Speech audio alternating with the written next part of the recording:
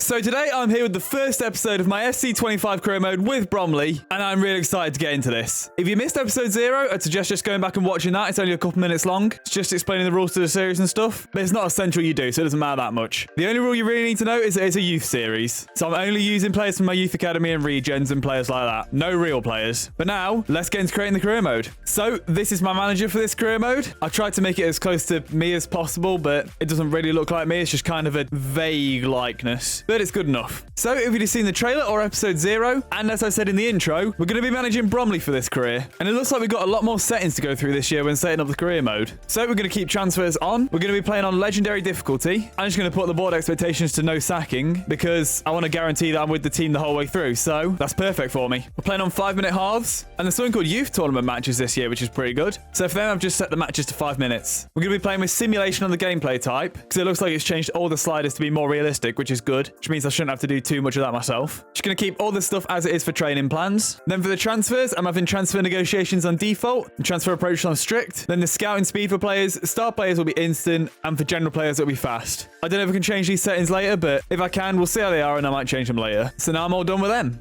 A warm welcome to you all. Without further delay, we are pleased to introduce your new manager. And there we see my manager coming in for his first press conference and holding up the shirt for the first time.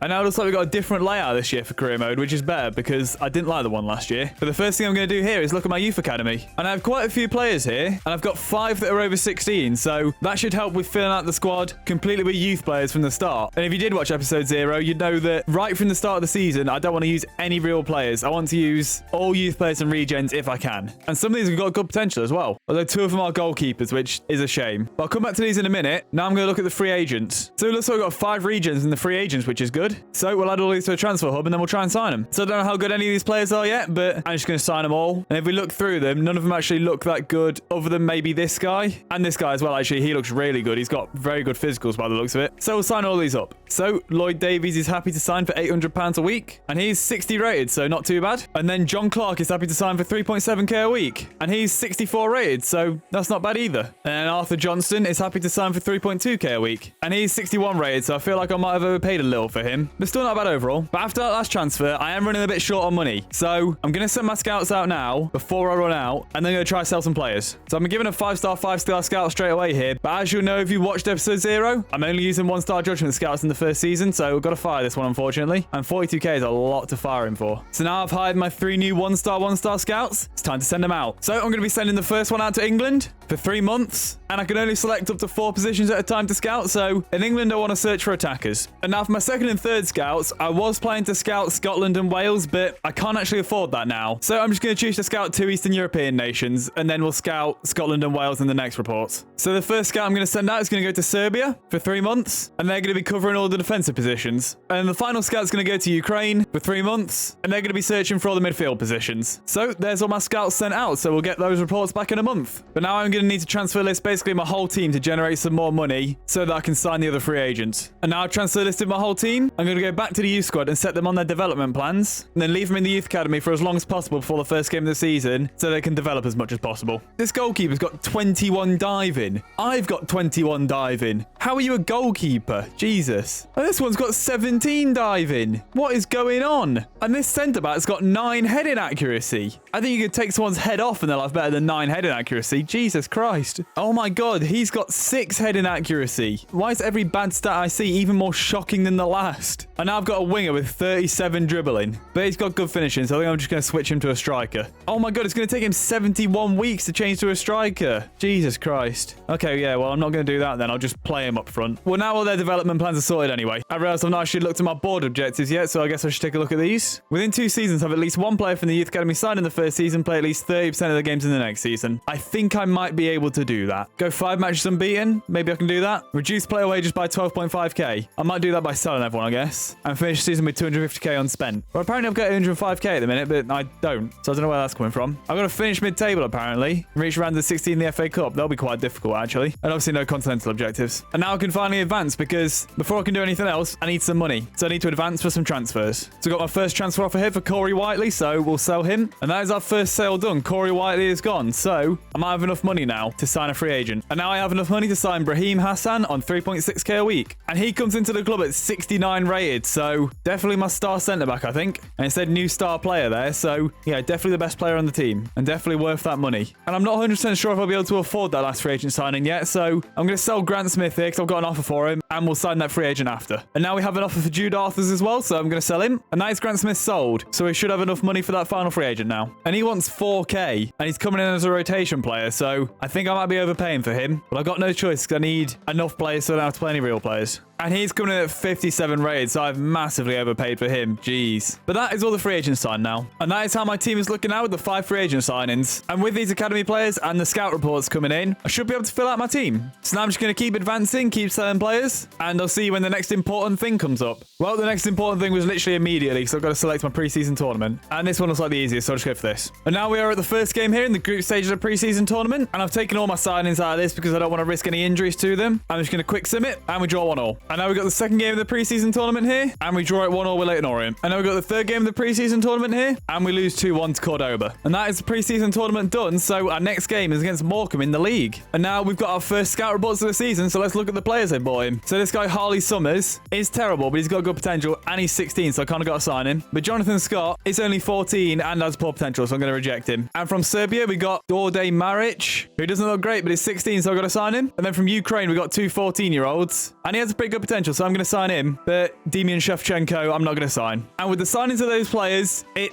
doesn't give me enough to make a full first team of outfield players. So I'm going to have to play a goalkeeper outfield, which is a little bit annoying. But now we're near the first game, I'm going to sign all these up and sort my team out. Bro, 3 heading accuracy. How is it even that bad? So now I've just signed a few coaches, and I wanted to get 2 in each position, but I accidentally exceeded my allocation. So the midfield and defense, the place where I need my coaches most, I've got the least coaches. So I've made a bit of a mistake there. However, I did hire a coach called Jack Daniels, so that's pretty cool. But now let's advance to the first game of the season. But now we are at the first game of the season here. So let me show you what my team looks like. So this is my starting 11 for now, and as you'll notice, one of my CDMs doesn't really fit there, and that's because he's the goalkeeper. I felt like him in CDM was the best option because of all the other players I have in all the other positions they're playing. And looking at some of the players and the amount of overall they're increasing in the positions they're playing, especially Hassan, I might need to do some position changes in the development plans. But anyway, this is my team for now, until at least the next round of scout reports when I can hopefully get a CDM, or just any outfield player who can play there instead of a goalkeeper. So now let's finally get into our first game of the season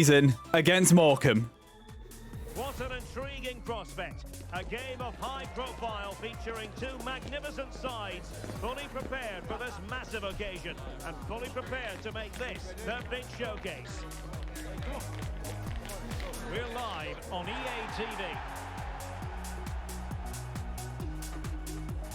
Well, most of the fans in attendance here have had to bring their umbrellas and wear their raincoats. It's a soggy day for this match.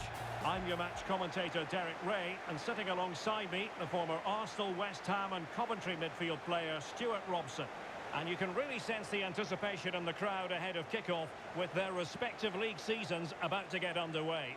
Stuart, tell us about your pre-match thoughts. Well, the atmosphere is incredible inside the stadium, Derek. There's a real sense of optimism amongst the fans about the new season and what it might bring. It's been a long wait, but hopefully we get a great game to kick their campaigns off.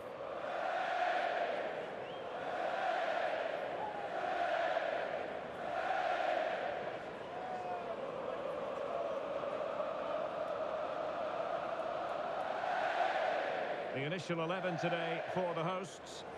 Well, on paper, they look a very balanced team. But the 3 advanced midfielders must at times make runs beyond the centre forward. Otherwise, they might just lack a bit of penetration.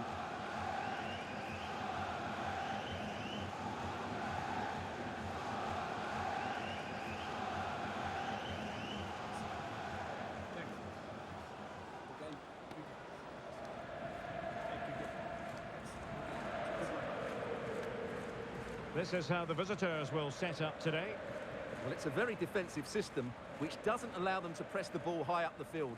So they need to stay compact, win back possession, and then counter-attack from there. It's not going to be easy, though.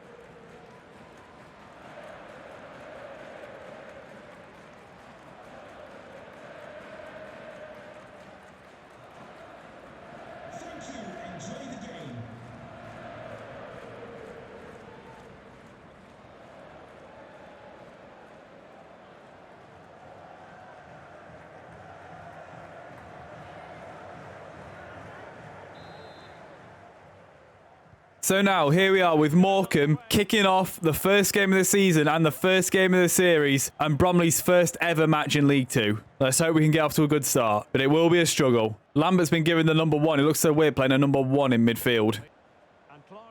Clark has the ball here. Surely he's tripped there. And we have got a free kick in a decent position here. So, first chance of the game. However, Clark is my best free kick taker with 55 free kick accuracy. So, I'm not hopeful with this. I'm just going to smash it. Try and get a decent free kick off. I mean, it wasn't bad. I did put pretty much full power on that, though. And it bounced before the goal. It's an interception there. Lambert has it. The goalkeeper moves it forward to Hassan. He can run forward with it. I'm looking for an option there, and I couldn't find one. Just going to get it back to Clark and hit a shot there, and that has gone just wide. Lambert has the ball here. Going to try and play a ball out wide, and I have done. Now Summers has it. I'm going to whip a cross in. Okay, that's an awful ball. Oh my God, that curved backwards. Jesus Christ. And that is half-time, and a very quiet first half. Not much happening, but I think we're just building into it. Hopefully we can have a better second half. Oh, I was almost able to capitalise on that. Couldn't quite make the interception. Summers has the ball here. I'm going to whip a ball into the box. It's not a bad ball. Carlson can't get his head to it. Clark should get this, though, and he gives it straight away. Well done. And that is full time, and it is 0-0 on the opening day. And it was a pretty boring game, but a point on the board early on, not the worst thing. And now I've got the second game of the episode here in the Carabao Cup against Hull. And this will be a difficult game. I feel like we might lose by quite a few. So just one change for this game. Jimenez, my other goalkeeper, comes in at CDM. Apart from that, the rest of the team's the same. So let's get into this game against Hull and hope not to lose by too many. Clark has the ball here. I'm going to try and play it forward. It's not worked. But he'll have another chance, and he can slip it through. Can I get a shot off? I can't quite get to the ball there. Buller ran the ball towards the box now, and that's a good save from Davies from that shot. First time it's been tested this season, but he did well to save it. Buller got the ball out wide here. They put the ball in. They're looking for a chance to shoot, and it's blocked well there. And I've almost given the ball away, and I'm pretty sure that was a pass back, but we'll ignore it. They played the ball back there and through into the box, and that is a good save from Davies again. And I've aimed that clearance forwards, but he's kicked it straight out for a corner for some reason. Now the ball's played to the edge of the box. And across again. They tried to shoot there, but it's been blocked. And can we get a counter-attack on now if Wright actually runs? And he's got no energy, but I'm just going to have to keep running here. But no one's running up with him. So I'm just going to have to run as far as I can and then pull a cross back. And I almost had a corner there. Just bounced, unfortunately. And that is half-time, and that is 0-0, and I'm surprised Hull aren't leading. They've not put as much pressure on as I thought they would. It's a ball down the line there from Hull. Kamara with a chance to play the ball across, and he has, but they've got a corner now. Hull put that corner in here, can't win the header, and he's headed across. That's a good save from Davies. It's a ball into the box there from Hull. Chance to shoot here, and Davies makes another good save. Up to Carlson here now. Now over to Wright. And if Carlson gets himself in the box, I can put a cross to him, and he can't get his head to it. We'll have a chance to put the ball in the box there to an open man. John does well to head it away there, and that is a good block from Johnston. It's a cross in now from the corner, and it's headed in. They finally get the goal, Hull do, that they've been pushing for all game. And I'm surprised it's taken them this long to get it, but it was expected. And that is 1-0 to Hull. And Hull have the ball in the box again here. I think they're looking for the pass back, and they are. And that is a good save from Davies onto the post. It's fell back to him, though, and Davies makes a save again. No, he's offside anyway. Clark's got the ball here. Going to play it out to Wright. He's going to run it inside. Wright is running inside well here. He's been tackled, though. I just wanted to get a chance. I just wanted to have a shot on goal. Oh, that's dropped straight through to Hull there. He's passed that for some reason. I was trying to bring Davies out there, and he didn't come to it, but he did make a good save. And that is full time, and we do lose 1-0 to Hull, so we are out of the Carabao Cup. And that was expected, but I'm surprised Hull didn't score a shed load against us there. I think we actually gave a good account of ourselves, especially Davies. I feel like he was very good in the net. But anyway, that is the end of the first episode of my FC25 career mode with Bromley, and I'm really looking forward to continuing this series. It's a bit unfortunate I couldn't get a full first 11 of outfield players, but I guess I'll add a bit of challenge and a bit of something extra to the first few episodes of this series while I'm managing through having a bad squad. But anyway, if you enjoyed this episode, leave a like. If you want to carry on watching this series, subscribe, and I'll see you in the next one.